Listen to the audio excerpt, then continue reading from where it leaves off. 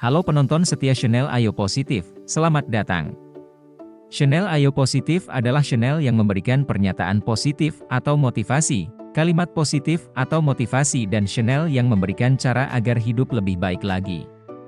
Channel ini juga merupakan channel yang menyampaikan kalimat afirmasi positif, yang dapat memotivasi diri sendiri, serta mendorong perubahan positif dalam hidupmu. Frustasi adalah perasaan kecewa atau jengkel yang ada dalam diri seseorang akibat gagal meraih tujuan. Frustasi bisa menjadi sarana yang berharga bagi kita untuk mencapai apa yang kita dambakan dan inginkan. Frustasi akan memberikan kita ruang untuk beristirahat sejenak, melakukan evaluasi dan introspeksi atas apa yang telah kita perbuat sebelumnya. Menjadikan kita paham atau mengerti dan tercerahkan, sehingga frustasi itu memungkinkan kita mengembangkan pandangan-pandangan mendalam, yang memampukan kita meluluhlantakkan segenap keterbatasan dan rintangan yang melintang di hadapan kita. Agar frustasi itu menjadikan kita kekuatan hidup, ayo kita lakukan cara ini. 1. Berhenti sejenak untuk melihat-lihat rancangan besar dari tugas wajib yang kita selesaikan. Kita harus bisa memanfaatkan waktu untuk menegaskan kembali tujuan awal dan melihat apakah kita masih berada di jalur yang tepat. Mungkin saja kita telah berjalan di jalur yang tidak kita niatkan semula, melenceng dari peta rencana yang telah ditentukan. Untuk itu kita harus sadar. Cara taktis yang diibaratkan dengan mundur selangkah agar bisa berjalan 1000 langkah adalah punya jalan alternatif dan istirahat sejenak. Maksud dari punya jalan alternatif adalah agar kita tidak hanya berpaku pada kondisi kita yang sekarang tetapi kita harus bisa melihat besarnya tujuan awal yang kita inginkan sehingga muncullah jalan alternatif lain yang bisa kita lakukan untuk mencapai tujuan itu. Sedangkan maksud dari istirahat sejenak adalah ketika ada rintangan yang menghadang kita tentu atau boleh jadi reaksi pertama kita adalah lekas menyingkirkan rintangan tersebut tak peduli apapun bentuknya. Kita menerobos rintangan, tak peduli apapun bentuknya dengan langkah terburu-buru dan membabi buta. Masalah yang muncul akan menyita segenap perhatian kita untuk cepat-cepat memikirkan langkah guna mengatasinya. Rintangan yang ada pada dasarnya adalah sebuah celah yang memungkinkan kita mengambil jeda sejenak, beristirahat guna melihat situasi dengan pandangan yang lebih segar. Dengan begitu kita akan melihat bahwa masalah atau rintangan yang kita hadapi sesungguhnya tidaklah sebesar yang kita sangka. 2. Punya tujuan dan lalu berfokus pada tujuan tersebut. Sesudah kita tahu apa yang kita mau, ada dua hal penting yang mesti kita perhatikan saat menetapkan tujuan. Pertama, tujuan diungkapkan secara ringkas, dalam bahasa present tense, dan menggunakan kata, aku.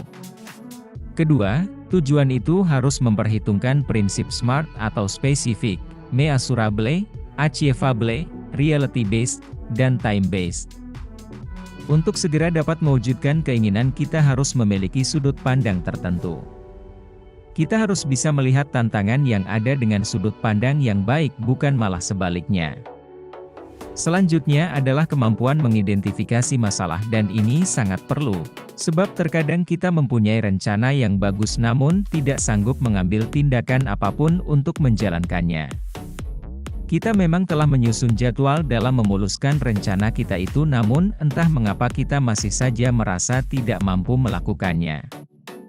Kita seakan-akan kehilangan tenaga untuk melangkah sejauh yang kita bisa.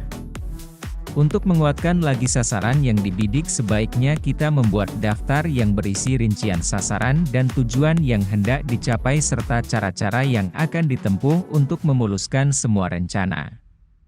3. Menyalakan terus api optimisme. Orang yang pesimistis melihat kesulitan dalam setiap kesempatan. Orang yang optimis melihat peluang dalam setiap kesulitan. Selalu ada kesempatan, selalu ada jalan keluar, dan selalu ada pelajaran yang sangat bernilai yang dapat dipetik setiap kali kita dihadang masalah. Itu sebabnya sewaktu kita jengkel dan frustasi, kita harus menerima dan memaknai kedua emosi tersebut, sebagai kesempatan berharga untuk mengembangkan dan memperbaiki diri. Kebenaran dari hal diri kita, yang kita terima dengan lapang dada, kendati itu mengejutkan atau bahkan menyakitkan. Itu merupakan hal yang dapat menghantarkan kita meraih kebebasan, kemajuan dan kesuksesan. Kerelaan kita mengakui kebenaran tentang diri kita, dan selalu berusaha memperbaiki kekurangan akan membebaskan diri kita dari kungkungan ketidakbahagiaan. Sayangnya tidak semua orang bersedia melakukan hal itu. Tidak semua orang memiliki wawasan yang luas, dan berkenan membuka diri, sehingga tidak semua orang bersedia mengoyak tak berilusi agar dapat menemukan kebenaran. Kebenaran bagaimanapun hanya dapat ditemukan, atau diterima oleh orang yang memiliki pikiran yang terbuka. 4. Menjinakkan tekanan. Orang harus menyadari bahwa, suasana perselisihan antara seseorang dengan orang lain tidaklah berarti apa-apa. Namun pengaruh konflik batin seseorang itulah, yang harus dicermati.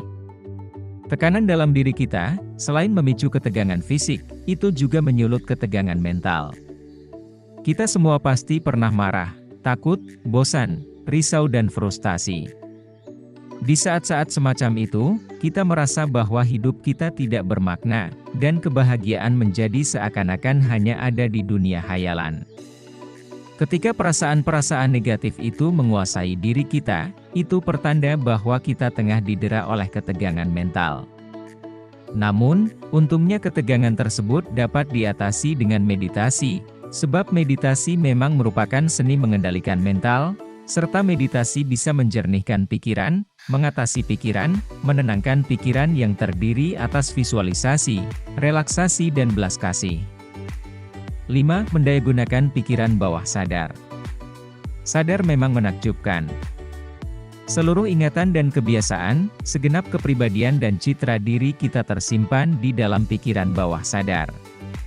Sebuah gudang yang amat besar, seperti itulah perumpamaan pikiran bawah sadar manusia.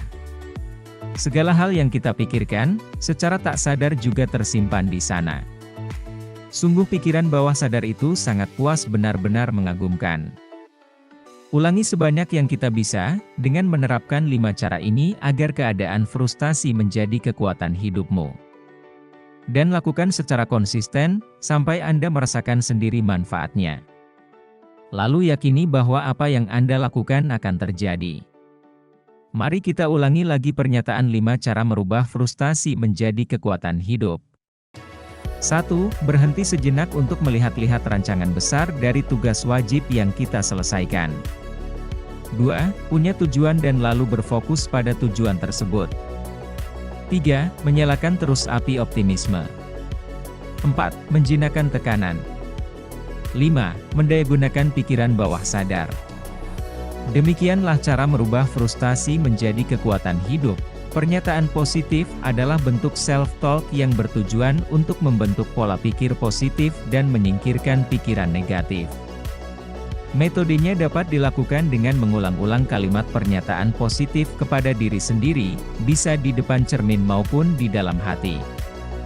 Jangan lupa di-like, di-subscribe, dinyalakan lonceng notifikasinya, dan di-share ke teman sobat yang lain, agar saya bisa terus berkarya lagi, untuk menemani rebahan atau aktivitas sobat di waktu santai. Oke, mantap.